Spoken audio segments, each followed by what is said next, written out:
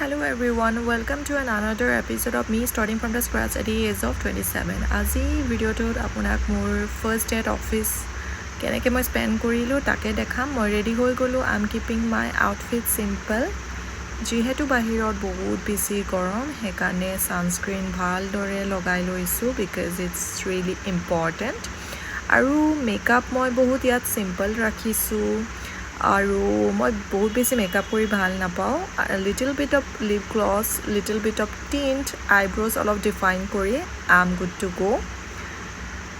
এতিয়া যিহেতু মোৰ অফিচ ৱাকিং ডিষ্টেঞ্চতে হয়, মই অফিচ অলমষ্ট পাই গ'লোঁ। হিয়াৰ ইজ মাই অফিচ। এতিয়া মই থাৰ্ড ফ্ল'ৰত আমাৰ অপাৰেশ্যনছ টীম কাম কৰে, চ' মই অলপ কাম কৰি ল'লোঁ।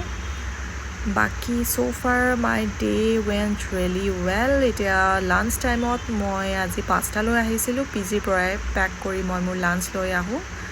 বাকী এক কাম হৈ গ'ল। এতিয়া মই মোৰ ৰুম ঘূৰি আহিলোঁ। It was exhausted day but it was